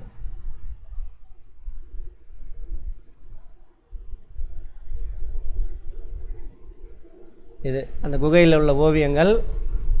சரியா? பெண்கள் ஆண்கள் எல்லாருமே தான் வேட்டையாடி இருக்காங்க. எல்லாம் விலங்கு தானே. முதல்ல ஆண்களோட பெண்கள் தான் வேட்டையாடுறது சிறப்பாக வேட்டையாடும். சிங்கக்கூட்டம் எதை வேணாலும் பாருங்களே, பெண்கள் தான் அங்கே டாமினண்ட்டாக இருக்கும். டாமினண்ட்னா கரெக்டாக இருப்பாங்க. இங்கே டாமினண்ட்டாக மாற்றிக்கிட்டாங்க. அது வேறு குறுக்கு புத்தி தானே நம்ம அவங்களுக்கு. அப்போ 2 பேருமே தான் வேட்டையாடி இருக்காங்க. ஆனால் இப்போ என்ன பண்ணுறானுங்க? நீங்களாம் வேலைக்கே போகக்கூடாது, வீட்டில் தான் இருக்கணும் சொல்கிறானுங்களா? வட இந்தியாவில் இன்னும் இருக்குது. இந்தியாவிலே அதிகமான பெண்கள் வேலைக்கு போகக்கூடிய ஒரே மாநிலம் இது தமிழ்நாடு. 48% பெண்கள் வேலைக்கு போகிறாங்களாமா. பெரிய விஷயம். அதுவே ரெக்கார்டுன்றான். அப்போ வட இந்தியாலாம் பார்த்துக்கோங்க. ஈக்குவலாக இருக்கணும். ஒரு இடத்துல வேலை பார்க்குறாங்கன்னா ஆண் எத்தனை பேர் இருக்கானோ அதுக்கு ஈக்குவலாக பெண்கள் இருக்கணும். அப்போ தான் அந்த சமூகம் நல்ல உயர்ந்த சமூகம், அறிவார்ந்த சமூகன்றாங்க. சரியா? ரைட். ஆனால் இந்த காலத்தில் என்ன பண்ணுறாங்க? பெண் குழந்தைய போய் சிசுவை அழிக்கிறதுக்கு போய் போராடிட்டு இருக்கிறானுங்க. பெண் குழந்தைனா ஆகாதுன்றான். பெண் இல்லைனா இவனும் பிறந்திருக்க மாட்டான், இவனும் குழந்தை பிறக்காது.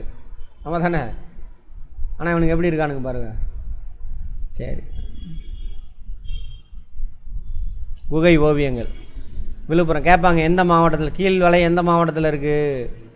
பழங்கால பாறை ஓவியங்கள், பழங்கால. அங்கே இருந்தால் என்னது இது? கற்காலத்தில் இருந்த பாறை. அப்போ தானே குகையெல்லாம் வாழ்ந்துருப்பான். கற்கால, அதுவும் பழைய கற்கால பாறை. புதிய கற்காலத்தெல்லாம் வீடு கட்டிட்டு வந்திருப்பான். இப்போ அதெல்லாம் பழைய கற்கால பாறை ஓவியங்கள் எந்த மாவட்டத்தில் இருக்குதுன்னு போட்டிருக்கான். விழுப்புரம், கீழ்வளை, உசிலம்பட்டி மதுரை மாவட்டம்,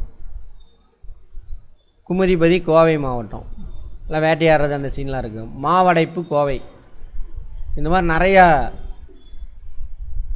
பாறை ஓவியங்கள் இதெல்லாம் ஏகப்பட்ட தமிழ்நாட்டில் இருக்குது. ஆராய்ச்சி செய்ய மாட்டேங்கிறானுங்க வந்து. அதே மாதிரி நிறையா கல்வெட்டு இந்தியாவிலே கிடைச்சதில் 60. இந்தியாவில் மொத்தம் 100 கல்வெட்டு கிடச்சிருக்குனாக்கா 60-70 கல்வெட்டு தமிழ்நாட்டில் தான் இருக்குது. ஆய்வு செய்ய மாட்டேங்கிறான். அங்கே போயிட்டு அவனுக்கு சரஸ்வதி நதி தேடிட்டு இருக்கிறானுங்க. இல்லாத ஒன்று சரஸ்வதி வேறு எங்கேயோ மத்திய ஆசியாவில் ஓடிட்டு இருக்கா. இங்கே வந்து தேடிட்டு இருக்கிறானுங்க. இது எங்கள் நாடு, எங்கள் பூமின்ட்டு. இந்த ஊரில் வந்த முட்டா பயிலுக ஏதோ ஒன்று நடக்குது, நம்ம காசு கிடைச்சா சரி அப்படின்னு போயிட்டு இருக்கிறானுங்க. அதான் நடந்துக்கிட்டு இருக்கு. நம்மளெல்லாம் இவங்களெல்லாம் சேர்த்து தான் திட்டுறேன். அப்படியே வளர்க்கப்படுகிறீர்கள், வேறு ஒன்றும் கிடையாது. குமுதிபதி. அடுத்தது பொறிவரை, கரிக்கையூர். 2 இது இருக்குது. பொறிவரை, கரிக்கையூர். நீலகிரியில் இருக்காமல். ஃபஸ்ட்டு மனிதர்கள் எங்கே இருந்தான்?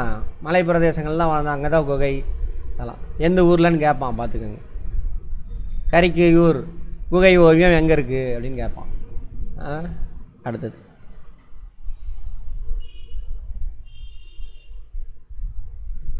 ஏழ்நூறு குகைகள், ஏறத்தாழ 500 குகைகள் பாறை வகைகள் இருக்காம. மனிதன் வாழ்ந்ததுக்கான குகைகளில் 500 குகையில் பாறை வகை இருந்திருக்கு. வேட்டையாடி சாப்பிட்டுட்டு போய் ரெஸ்ட் எடுக்கிறாங்களா, அப்போ சும்மா இருக்க மாட்டாமல் எடுத்து கிறுக்கிறது. அப்படியே குரங்கே படம்லாம் வரையுது பாருங்க. இப்போ குழந்தைய விட்டுருங்களே, குழந்தை தான் நம்மளோட முன்னோர்னு வச்சுக்கோங்க. குழந்தை என்ன பண்ணும்? செவுத்தெல்லாம் கிறுக்கி வைக்கிதா, அப்புறம் அப்படியே வளருது. அப்படியே இந்த சமூகத்திலிருந்து எல்லாமே கற்றுக்குறோம்.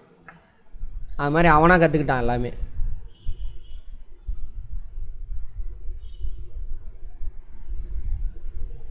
கட்டணம் எப்போ வீடெல்லாம் கட்டினான்னு கேட்குறாங்க பாட்டிக்கிட்ட. அந்த பாப்பா கேட்குறான், அடுத்த கட்டமா? சரி, ரைட்.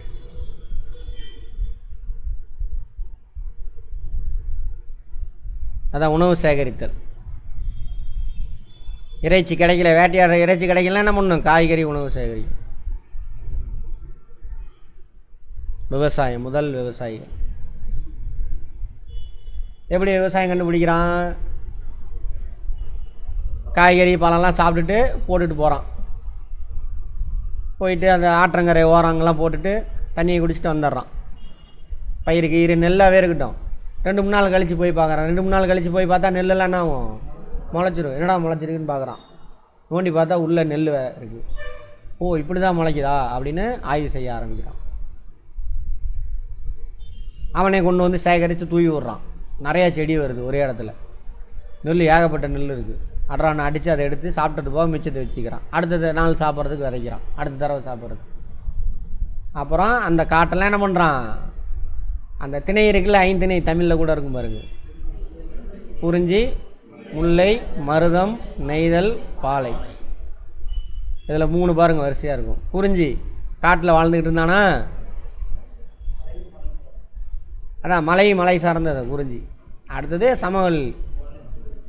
முல்லை காடு சார்ந்த இடமா, அங்கேருந்து வேட்டையாடி இங்கே வரான். வேட்டையாடுவான். அங்கே தான் வந்து என்ன பண்ணுவான்? ஆடு மாடெல்லாம் மேய்ப்பான். காடு சார்ந்தது. அப்புறம் அந்த காட்டை அழித்து என்ன பண்ணுவான்? விவசாய நிலமாக மாற்றுறான்.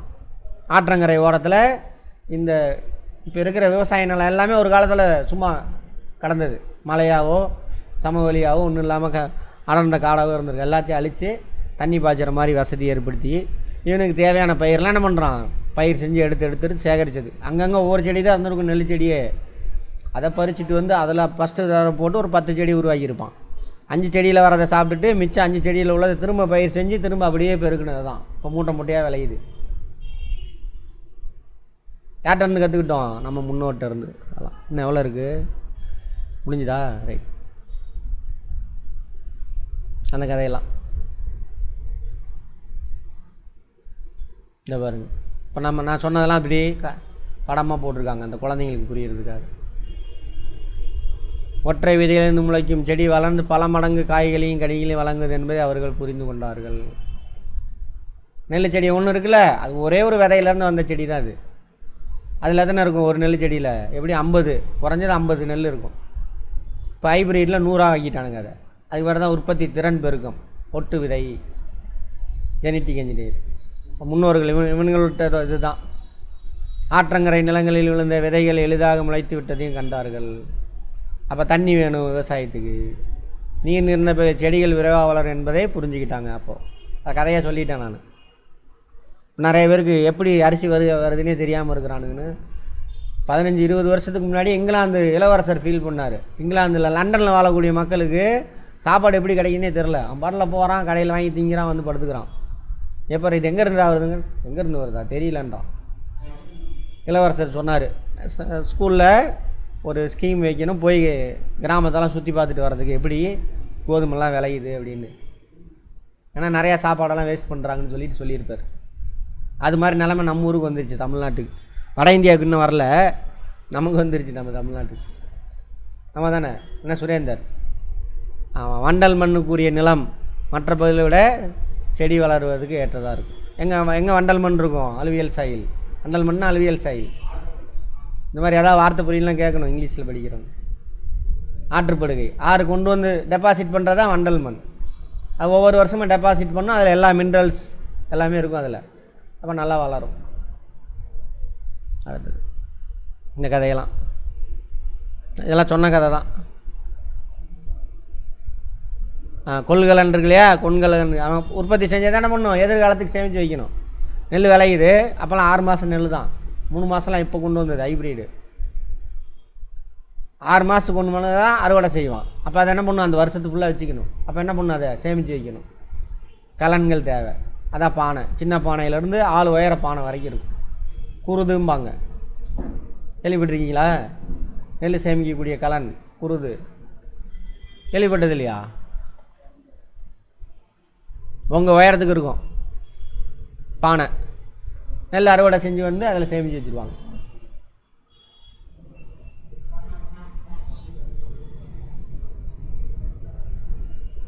சவுத்தில் குருதுன்னு சொல்லுவாங்க, இங்கே எப்படி சொல்லுவாங்கன்னு தெரில.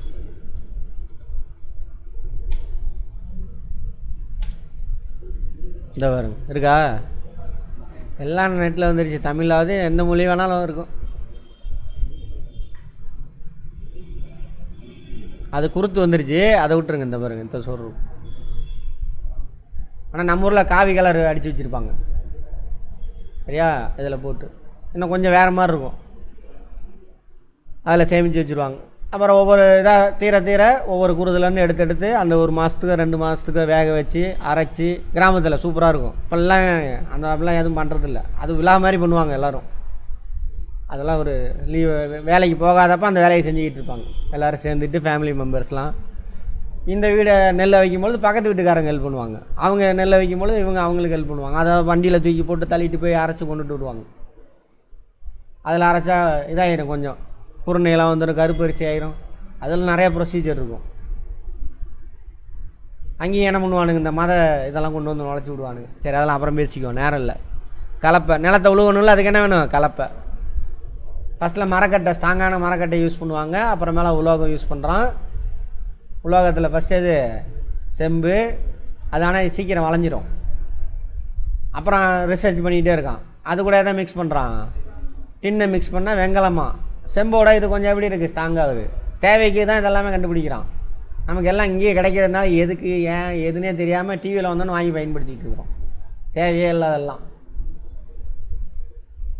அப்போது அந்த மாதிரி அதுவும் என்ன ஆகுது, ஸ்ட்ரென்த்து கம்மியாக இருக்குது. அப்புறம் என்ன பண்ணுறான், இதோட ஸ்ட்ராங்கான உலோகம் தேவைடான்னு தேடுறான். அப்போ தான் எது கண்டுபிடிக்கிறான், இரும்பு. இப்போ இரும்பு இல்லைன்னா எதுவுமே கிடையாது, ஆமாவா?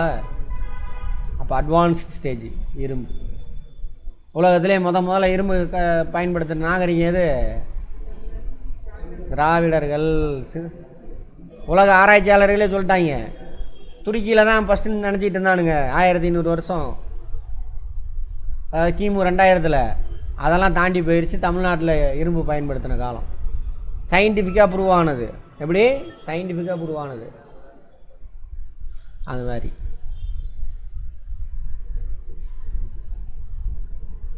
இதெல்லாம் சும்மா.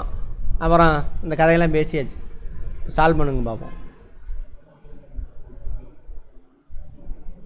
பரிமாணத்தின் வழிமுறை படிப்படியாக நடக்குது எல்லாமே. இதெல்லாம் ரொம்ப காலமாக நடந்தது, கொஞ்சம் கொஞ்சமாக அவங்கெல்லாம் கற்றுக்கிட்டே தான் நம்ம கையில் கொடுத்துருக்காங்க, சரியா? அதை நாம் ஏன் என்னென்னு கேள்வி புரியாமல் பயன்படுத்துகிறோம். டிவியை பார்த்துட்டு, அங்கே தான் பிரச்சனையே நமக்கு. டிவியில் ஒன்று வருதுன்னா இது நமக்கு தேவையா, இதை இப்போ பயன்படுத்தலாமா, இந்த கிளைமேட்டில் பயன்படுத்தலாமா, எல்லாம் கேள்வி கேட்டுட்டு பயன்படுத்தணும். ரைட். தான்சானியா எங்கே இருக்குது, ஆப்பிரிக்கா, கிழக்கு ஆப்பிரிக்கா. உலகின் வெவ்வேறு பகுதிகளில் இடம்பெயர்ந்த மனிதர்களின் உடலமைப்பிலும் நிறத்திலும் காலப்போக்கில் மாற்றம் ஏற்படும். கரெக்டா? ஆமாம். அதுக்கு என்ன காரணம், நிலை மாற்றமா? சரி, ரைட். அங்கங்கே இருந்த தட்பவெப்பநிலை அதுதான் சரியானது. விட்டுறேன். தட்பவெப்பநிலை மாற்றம்னா கிளைமேட் சேஞ்சுன்னு சொல்கிறாங்க. இப்போ நடந்துக்கிட்டு இருக்கிறது தான் கிளைமேட் சேஞ்சு. இங்கே இருக்கக்கூடிய கிளைமேட் அப்படியே வேறு மாதிரி மாறுறது, அதை விட்டுருங்க. அந்தந்த ஏரியாவில் இருந்த தட்பவெப்பநிலை வேறுபாடு, அந்த வேறுபாடுன்னு போட்டால் கரெக்டு. ஓகேவா? ரைட். இதை பார்த்து மேட்ச் பண்ணுங்க பார்ப்போம். அந்த படம் பார்த்தோம்ல, அதை பார்த்து மேட்ச் பண்ணுங்க. இது 6th 2வது லெசன். அந்த ஆர்கியாலஜி, மானுடவியல், இது தேவையில்லை, இது ஃபேக்ட் விட்டுருங்க. பல மில்லியன் ஆண்டுகளுக்கு முன்னாடி நம்ம முன்னோர்கள் எப்படி வாழ்ந்தாங்க? நாடோடி வாழ்க்கை. நாடோடி வாழ்க்கைன்னு தான் சொல்லணும். அடுத்தது பழங்கால மனிதர்கள் முதல்ல என்ன தொழில் ஈடுபட்டாங்க? வேட்டையாடுதல், உணவு சேகரித்தல். இதுக்கு ஏதாவது படிக்கணுமா இனிமேலா புக் எடுத்து? அது படிக்கும்பொழுது எல்லா வார்த்தைக்கும் அர்த்தத்தை புரிஞ்சுட்டு வரணும். எதை மட்டும்தான் எடுத்து பார்க்கணும்? இந்த ஃபேக்ட், இந்த வார்த்தையெல்லாம் புதுசாக இருக்கும். சரியா? இதை மட்டும்தான் நீங்கள் இன்னொரு தடவை ரிவிஷன் பண்ணணும். கான்செப்ட்லாம் ரிவிஷனே பண்ணக்கூடாது. அடுத்தது டேஷ் கண்டுபிடிக்கப்பட்டது நிகழ்வு விவசாயத்தை எளிதாக்கியது. நெருப்பா? விவசாயம், கலப்பை. அடுத்தது நீலகிரியில் எந்தெந்த இடம், மற்ற இடத்தையும் பார்த்துக்கோங்க. நாணயங்களை ஆராய்வதற்கான துறை மானுடவியலா? நாணயவியல். ஹோமோ எரெக்டஸ் மனிதர்களுக்கு நெருப்பு குறித்து அறிவு இருந்தது. ஹோமோ எரெக்டஸ் கரெக்டா? சரி. மனிதர்கள் முதல் அறிவியல் கண்டுபிடிப்பு சக்கரம். நெருப்பு இல்லை, இதான் வந்திருக்கா? சரி, அப்போ அந்த மாதிரி அந்த ஸ்டேட்மெண்ட் இருந்தால் எடுத்துக்க. ஆனால் நெருப்பு தான் ஃபஸ்ட்டு நம்ம. சரி, அறிவியல் கண்டுபிடிப்பு. சரி, சக்கரம். ஆடா? நாய். ரைட், இதோட இருக்கட்டும், நாளைக்கு பார்ப்போம். இது 6வது குழந்தைங்களுக்கு கொடுத்துருக்குறானுங்க இவ்வளோ விஷயத்த. சிந்து சமவெளி நாகம். இங்கே பாருங்கள், கற்காலத்து கதையெல்லாம் இங்கேயே முடிச்சிட்டான் அந்த 2 பாடத்தில். பழைய கற்காலம், ஆனால் பழைய புக்கில் இருக்கும். 2011 வந்த புக்கில் இது கிளியராக இருக்கும். பழைய கற்காலம், இடைக்கற்காலம், புதிய கற்காலம். பழைய கற்கால மனிதன் என்ன பண்ணான்? நாடோடியாக இருந்தான், வேட்டையாடுனான், அந்த மாதிரி ஆர்டராக வரும். அதை இங்கே வேறு மாதிரி முடிச்சிட்டான். அடுத்தது புதிய கற்காலம். புதிய கற்காலம் முடிஞ்சோன்னா எது வரும்னு பார்த்தோம்? சிந்து சமவெளி நாகரிகம். வடமேற்கு இந்தியாவில், இந்திய துணைக்கண்டம் முழுவதுமே அந்த கதை தான். வடமேற்கு இந்தியாவோட நிறுத்தி வச்சுருக்கானுங்க. ஏன்னா அது வரைக்கும் தான் இங்கிலீஷ்காரன் கண்டுபிடிச்சான். சரியா? சரி, இதை பற்றி நாளைக்கு பார்ப்போம். ரொம்ப இன்ட்ரெஸ்டிங்காக இருக்கும். நாளைக்கு பார்ப்போம்.